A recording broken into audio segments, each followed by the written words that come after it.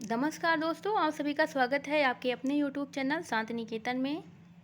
NTA UGC net JRF Hindi साहित्य के अंतर्गत जो सिलेबस लगाया गया है उसे हम पढ़ रहे हैं।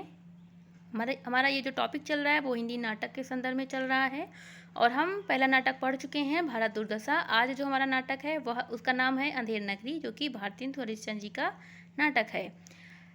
इसके अलावा शुरू करने से पहले नाटक को एक सूचना यह देनी है कि अगर आप हिंदी उपन्यास और हिंदी कहानी भी पढ़ना चाहते हैं तो आप हमारे चैनल पे जाके वहाँ से पढ़ सकते हैं। अगर वीडियो अच्छी लगे तो लाइक शेयर कमेंट ज़रूर करें। चलिए फ़िलहाल हम नाटक के बारे में विस्तृत तौर पर पढ़ते हैं। हम पढ़ेंगे अंधेर नगरी नाटक को। देखते हैं हम इसे लिखा गया 1881 ईस्वी में। यह 1881 ईस्वी में लिखा गया मौलिक रूप से एक प्रहसन है। वैसे तो नाट्यशास्त्रीय सिद्धांतों के अनुसार किसी भी प्रहसन में केवल एक अंक होना चाहिए, लेकिन भारतेंदु ने सदैव बनी बनाई लीक से अलग जाकर लेखन कार्य किया है, इसलिए अंधेर नगरी में 6 अंकों का विधान किया गया है। इसके पहले जो हमने नाटक पढ़ा था भारत दुर्दशा, उसमें भी 6 अंक महत्वपूर्ण थे। इसके अलावा कहा जाता है कि यह प्रहसन बनारस की एक नाट्य संस्था द इंडियन नेशनल थिएटर के लिए लिखा गया था, लेकिन ब्रजरत्न दास ने कहा है कि यह प्रहसन बिहार के एक राजा को सुधारने के लिए लिखा गया था। आगे चलकर भारतेंदु साहित्य के मर्मज्ञ रामविलास शर्मा ने कहा कि बिहार के राजा तो प्रतीक मात्र हैं, जिनके माध्यम से भारतेंदु ने ब्रिटिश साम्राज्य की वास्तविकता को उजागर किया है। अर्थात शर्मा जी के दृष्टिकोण से अंधेर नगरी में देशभक्ति व राष्ट्रवाद की भावना देखी जा सकती है। तो रामविलास शर्मा का मानना है कि अंधेर नगरी में देशभक्ति एवं राष्ट्रभक्ति की भावना हमें देखने को मिलती है, जबकि ब्रजरत्न दास कहते हैं कि यह प्रहसन जो लिखा गया वो बिहार के एक राजा को सुधारने के लिए लिखा गया था। लेकिन रामविलास शर्मा ने इसका खंडन करते हुए बोला कि यह तो एकमात्र प्रतीक है कि बिहार के राजा के लिए लिखा गया था, लेकिन यह तो वास्तविक रूप में ब्रिटिश साम्राज्य की वास्तविकता को उजागर करने के लिए लिखा गया था। आगे देखें तो अंधेर नगरी एक प्रतीकात्मक शब्द है जो अंग्रेजी राज व्यवस्था के लिए प्रयुक्त किया गया है। अंग्रेजी राज व्यवस्था के लिए प्रयुक्त किया गया है, लेकिन वर्तमान संदर्भों में भी अंधेर नगरी जैसा शब्द वर्तमान शासन प्रणाली को उजागर करने में सक्षम है, जहाँ के राजा विलासी, अविवेकी एवं अन्याय प्रिय हों। इस प्रहसन के माध्यम से विदेशी साम्राज्यवाद की मनमानी एवं उनके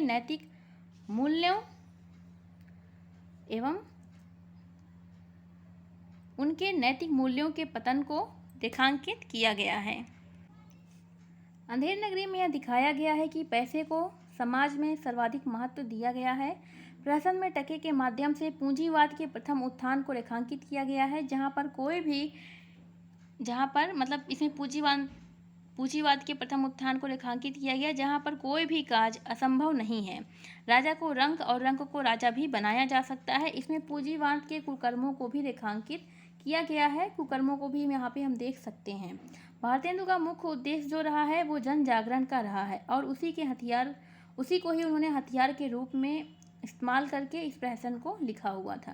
प्रहसन में आए बाजार दृश्य के माध्यम से राज व्यवस्था को दर्शाया गया है। इसमें समाज में व्याप्त अंधविश्वास, रूढ़िवादिता, पाखंडवाद आदि को भी आधार बनाया गया है। इस प्रहसन में ग्रामीण नर नारियों के योग्य सरल ढंग से किसी बात को समझाने के लिए सुगम शैली का प्रयोग किया गया है। अगर देखें तो इसके कथानक का संबंध जो है वो सामंतशाही राज व्यवस्था से है। इसमें नौकरशाही कुव्यवस्था का चित्रण, रिश्वतखोरी, जनता के प्रति विद्वेष की भावना और उत्पीड़न की जो नीति है और टैक्स के माध्यम से आम समाज के शोषण को भी रेखांकित किया गया है। तो इस जो नाटक है अंधेर नगरी, इसकी क्या महत्वपूर्ण विशेषताएं हैं वो यहाँ पे बताया गया है। आगे अगर देखें तो इस प्रहसन के माध्यम से न्याय की पूरी प्रक्रिया, शासन सत्ता की संवेदनहीनता एवं मानवीय जीवन की विडंबनाओं को दर्शाया गया है। मनुष्य की बौद्धिकता और कौशल का वर्तमान समाज में कोई मूल्य नजर नहीं आता। यह हमें बहुत ही अच्छे तरीके से इस नाटक में देखने को मिलता है। सत्यावर्ग के द्वारा फूट डालो और राज करो की नीति का सुंदर चित्रण इस प्रहसन के माध्यम से किया गया है, जो कि हमें अंग्रेजी राज व्यवस्था में दिखाई देती है। अंग्रेजी शासन व्यवस्था में हमें सबसे महत्वपूर्ण यही दिखाई देता है कि वो भारतीयों में फूट डालो और राज्य करो की नीति चलाते हैं, तो जो कि इस नाटक में बहुत अच्छे से हमें देखने को मिलता है। समाज को कभी धर्म के नाम पर, कभी संप्रदाय के नाम पर, कभी जाति के नाम पर बांटा गया है तथा एक दूसरे के मन में ईर्ष्या एवं द्वेष का भाव पैदा किया जाता है, जो वर्तमान शासन प्रणाली में हम देख सकते हैं। और यह हमें इस प्रशासन की प्रासंगिकता को भी सिद्ध करता है। यह जो बात है वो इस प्रशासन की प्रासंगिकता को भी सिद्ध करता है। इस प्रशासन के माध्यम से हम सत्ता वर्ग की शासन प्रणाली और पुलिस विभाग में व्याप्त भ्रष्टाचार को भी देख सकते हैं। इस प्रशासन को सर्वाधिक लोकप्रिय कार्य प्रधान प्रशासन कहा गया है, जिसका मूल विषय लोभ और भोग को माना जाता है।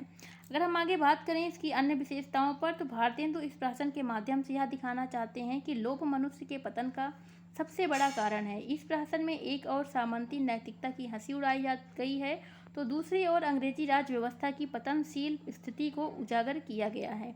इसमें जातिवाद, आपसी फूट, अंग्रेजी राज, भ्रष्टाचार, शोषक वर्ग पर झूठी शान, कुलीनता पर, विज्ञापन में प्रयुक्त किए जाने वाले शब्दों पर व्यंग किया गया है। पैसे की वजह से राजतंत्र में व्याप्त भ्रष्टाचार एवं उसके अधीनस्थ समाज का वास्तविक चित्रण भी इस प्रशासन में हमें देखने को मिलता है। अन्य विशेषताओं में देखें तो बाजार के माध्यम से ढहते और गिरते मूल्यों वाली पतनशील व्यवस्था का भी वर्णन किया गया है। अंधेर नगरी की अगर भाषा की बात करें तो इसे हरकत की भाषा कहा जाता है। भारतेंदु के गद्य को हंसमुख गद्य कहा गया है। रामविलास शर्मा जो हैं, रामविलास शर्मा मतलब इन्होंने माना है हंसमुख गद्य की भाषा माना है। भारतेंदु जी के गद्य को हंसमुख गद्य कहा है किसने? रामविलास शर्मा ने। रामविलास शर्मा ने इसे कालजयी कृति भी कहा है। अंधेर नगरी को इन्होंने कालजयी कृति भी कहा है। इसकी कथा बंगाल के लोक कथा पर आधारित मानी जाती है। कहा जाता है कि इसकी जो कथा है वो बंगाल की लोक कथा पर आधारित है। राजा के विवेकहीन, मूर्खता, भीरुता, विलासपूर्ण जीवन एवं खुशामदी पसंद चरित्र को वर्णित किया गया है। मंत्री का स्वार्थी युक्त जीवन हमें देखने को इस प्रशासन में मिलता है। आगे बात करें इस प्रशासन की अन्य विशेषताओं पर, तो इस प्रशासन में हास्य एवं व्यंग प्रधान शैली का प्रयोग किया गया है। वर्तमान अवरोधों के ध्वंस का तथा परिवर्तन की प्रक्रिया का नाटक इसे कहा जाता है। यह प्रशासन जो है वो जीवन और साहित्य के द्वंद्व को मिटाने का कार्य करता है। प्रगतिशील चेतना, विरोधों के विरुद्ध संघर्ष की क्षमता, क्रांति और ठोस यथार्थ का वर्णन इस प्रशासन में हमें देखने को मिलता है। कुशासन, दमनकारी नीति, विलासिता, आडंबर, लाल फीताशाही, आतंक और विभिन्न प्रकार की शंकाएं, फरियादी की करुण पुकार आदि का व्यंग्यपरक एवं मार्मिक चित्रण हमें इस नाटक में या प्रहसन में देखने को मिलता है। इसमें प्रतीकों का भी प्रयोग किया गया है, जैसे अंधेर नगरी जो है वह अंध व्यवस्था का प्रतीक है। चौपट राजा जो है वो विवेकहीनता का प्रतीक है। गोवर्धन दास जो है वो लोभी प्रवृत्ति का प्रतीक है। महंत जी उपदेश या परिवर्तन के प्रतीक हैं। बकरी जो है वो मानवीय मूल्यों एवं संवेदनाओं का प्रतीक है। और इसके साथ ही लाल फीताशाही जो है वो निरंकुश शासन का प्रतीक है। तो यह जो प्रतीक जो प्रयोग किए गए हैं ये परीक्षा के लिहाज से इम्पोर्टेंट हैं और पूछा जाता है परीक्षा में। इसके अलावा इसमें कुल 6 अंक हैं, तो 6 अंकों का हम नाम देख लेते हैं, क्योंकि वह नाम भी पूछता है, क्रम से पूछता है परीक्षा में कि वो 6 अंकों का क्या नाम है, तो उन्हें देख लेते हैं। तो अगर हम देखें तो पहला अंक जो है वह है बाह्य प्रांत।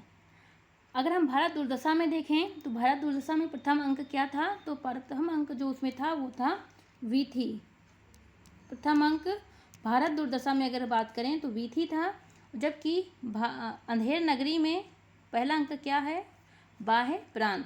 दूसरा अंक बात करें अंधेर नगरी में क्या है? बाजार है। लेकिन अगर हम भारत दुर्दशा की बात करें तो भारत दुर्दशा में दूसरा अंक क्या था? भारत दुर्दशा में जो दूसरा अंक है वो है शमशान। भारत दुर्दशा में दूसरा अंक क्या था? दूसरा अंक शमशान था। तीसरा अंक जो है वो जंगल है। किसमें? अंधेर नगरी। अंधेर नगरी में, यहाँ पे लिख दें नहीं तो कन्फ्यूजन हो जाएगा। अंधेर नगरी नाटक में तीसरा अंक जो है वो जंगल है, जबकि भारत दुर्दशा जो इनका नाटक है उसमें तीसरा अंक क्या था? तीसरा अंक मैदान था। तीसरा अंक मैदान था, क्योंकि ये दोनों ही नाटकों के अंक पूछे जाते हैं और अक्सर कन्फ्यूजन हो जाता है, तो इसलिए दोनों हम यहाँ पे दोनों दिखा दे रहे हैं। इसमें तीसरा अंक अंधेर नगरी में जंगल है, तो भारत दुर्दशा में मैदान है। चौथा अंक अंधेर नगरी में राजसभा है, और चौथा अंक भारत दुर्दशा में एक सुसज्जित कक्ष है जो अंग्रेजी व्यवस्था सभ्यता से सजा हुआ है, एक सुसज्जित कक्ष है। जबकि अंधेर नगरी में चौथा अंक जो है वो राज्यसभा है। पांचवा अंक जो है वो अंधेर नगरी में अरण्य है, अरण्य अर्थात जंगल। अंधेर नगरी में पांचवा अंक अरण्य है, जबकि भारत दुर्दशा में जो पांचवा अंक है वो किताब खाना है। किताब खाना, यहाँ पे जंगल कौन सा अंक है? जो यहाँ पे जो जंगल है